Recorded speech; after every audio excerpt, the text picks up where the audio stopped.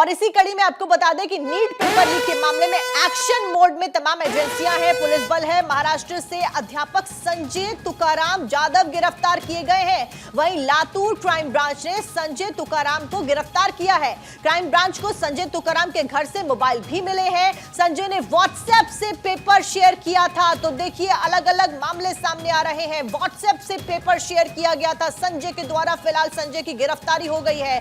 तो यह बड़ी खबर नीट पेपर लीक मामले से जुड़ी हुई, जिसमें आए दिन नए व्यक्ति की गिरफ्तारी होती है। एक नया लिंक, एक नई कड़ी सामने आती है। फिलहाल महाराष्ट्र से अध्यापक संजय तुकाराम जाधव को गिरफ्तार कर लिया गया है। पुलिस ने इनपुट्स के आधार पर यह गिरफ्तारी की है और बताया जा रहा है कि इस व्यक्ति के द्वारा, संजय तुकाराम जाधव के द्वारा पेपर को शेयर किया गया और पेपर व्हाट्सएप के द्वारा शेयर किया गया था।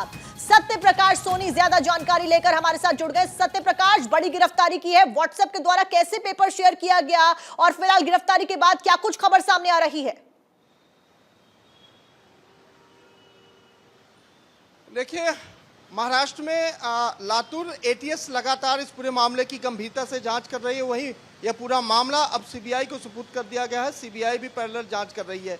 सीबीआई देश के अलग अलग कोने में जाकर इनपुट्स खंगाल रही है, तो वहीं महाराष्ट्र में लातूर और क्राइम ब्रांच पुलिस लगातार इस मामले की तह तक जाने की कोशिश कर रही है, जिसमें अब तक 2 लोगों की गिरफ्तारी और 1 लोगों को हिरासत में लिया गया है, जिसमें संजय जाधव जो प्रमुख मास्टरमाइंड है और इस पूरे मामले में उसने ही व्हाट्सएप के जरिए जो है नीट के पेपर को जो है अलग अलग लोकेशंस में भेजने का काम किया था। हालांकि उसकी मोबाइल जो है मुंबई क्राइम ब्रांच ने जब्त कर लिया है। इसके अलावा ईराना नाम का एक शख्स भी जो अहमदनगर के इलाके से उसे हिरासत में लिया गया है। माना जा रहा है कि आज उसकी गिरफ्तारी भी हो सकती है, क्योंकि उसकी मोबाइल से भी तमाम इनपुट्स मिले हैं। जिन 3 लोगों को हिरासत में लिया गया है, उनकी मोबाइल से यह जानकारी मिल रही है कि इन्होंने अकाउंट के जरिए लोगों का पैसे की लेन देन भी किया है। तो कहीं न कहीं यह गंभीर मामला बनता जा रहा है और इस मामले में लगातार सीबीआई और एटीएस की टीम जांच कर रही है। अच्छा सत्य प्रकाश, क्या कोई जानकारी सामने आई है कि कितने लोगों को पेपर ट्रांसफर किए गए इस मोबाइल फोन के जरिए, इस व्यक्ति के द्वारा, संजय के द्वारा,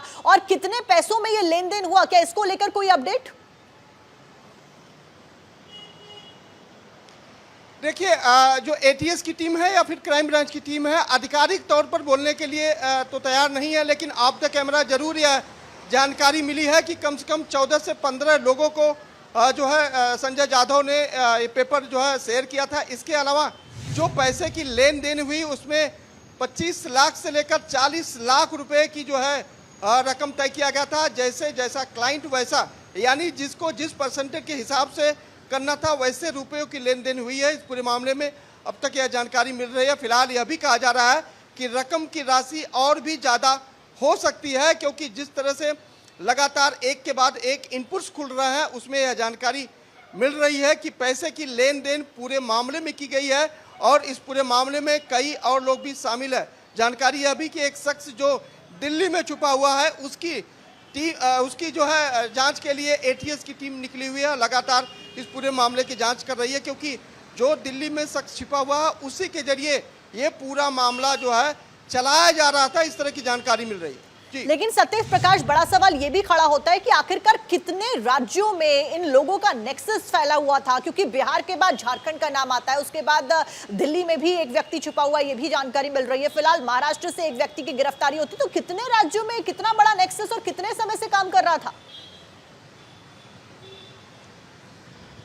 देखिए, नेक्सस बहुत बड़ा है, क्योंकि यह एक मोबाइल के जरिए जानकारी मिली है कि इतने लोगों को शेयर किया गया है और ये नेक्सस पूरा फैला हुआ, पूरे देश में फैला हुआ। झारखंड में जिस तरह से जानकारी मिली, बिहार में जिस तरह से जानकारी मिली, लातूर में जिस तरह से जानकारी मिल रही है, तो ऐसे में तमाम लोग होंगे जो इस पूरे रैकेट में शामिल होंगे। हालांकि ये माना जा रहा है नीट स्कैम बहुत बड़ा स्कैम है, जो पूरे देश में एक साथ ऑपरेट किया जा रहा था, लेकिन इसका मास्टर माइंड कौन है, अब तक इसकी जानकारी जुटाने में जो है एटीएस और सीबीआई की टीम लगी हुई है। हालांकि लातूर एटीएस जरूर यह दावा कर रही है कि जो शख्स दिल्ली में छुपा हुआ है वही मास्टर माइंड है। हालांकि उसको हिरासत में लेने के बाद यह समझ में आएगा कि यह जो नेक्सस है वो कहां तक फैला था और किस तरह से जो है कौन सी जगह से यह बैठकर ऑपरेट किया जा रहा है। लेकिन जरूर यह जानकारी मिल रही है कि काफ़ी लोग इस पूरे नेक्सस में शामिल हैं, जिनकी तलाश जो है सीबीआई और महाराष्ट्र एटीएस की टीम कर रही है।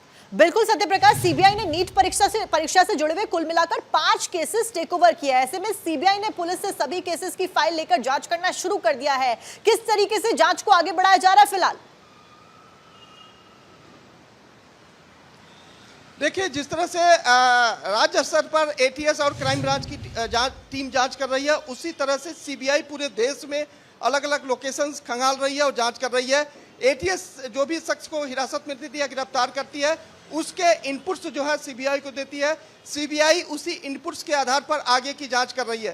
तो कहीं न कहीं पैरेलल ये सारी जो जांच एजेंसियां हैं वह इस पूरे मामले को खंगाल रही है और बड़े इनपुट्स की तलाश कर रही है कि आखिरकार कौन पूरे ये स्कैम का जो है मास्टर माइंड है और किसके इशारे पर यह पूरा पेपर लीक हुआ, शुरुआत कहां से हुई और इसका एंड कहां तक है, इसकी जांच में सीबीआई लगी हुई है। लेकिन माना जा रहा है बहुत जल्द सीबीआई और एटीएस की टीम इस स्तर तक पहुंच जाएगी आखिरकार इस पूरे नीट स्कैम गेम का मास्टरमाइंड कौन है और पूरा जो गेम चलाया जा रहा था इसमें कितने लोग शामिल हैं। अच्छा सत्य प्रकाश, जानकारी ये भी मिली है कि नीट पेपर लीक के पूरे मामले में जहां जांच पड़ताल को तेज किया गया है, वहीं पटना के एसएसपी को सीबीआई ने तलब किया है और एसएसपी सीबीआई ऑफिस में पहुंच भी गए हैं। उसको लेकर क्या कुछ अपडेट, क्या कुछ सवाल जवाब किए जाएंगे एसएसपी के साथ?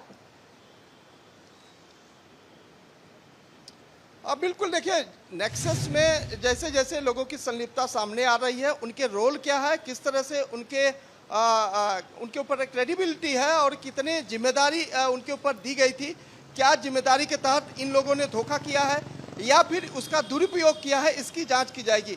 अब एसएसपी को तलब किया है, जाहिर तौर पर कुछ न कुछ इनपुट्स जरूर मिले होंगे और इसी इनपुट्स को खंगालने के लिए यह जो है परत दर परत पूछताछ की जाएगी। अब इसमें साफ हो पाएगा कि क्या इस पूरे मामले में एसएसपी को कुछ संदेह है या कोई जानकारी है। इसकी जांच जो करने के बाद आगे का रास्ता जो है साफ हो पाएगा कि आखिरकार इस पूरे प्रकरण में और कितने लोग शामिल हो सकते हैं। बिल्कुल सत्य प्रकाश, जानकारी देने के लिए फिलहाल आपका बहुत बहुत शुक्रिया। लगातार इस पूरे मामले के ऊपर नजरें हमारी बनी हुई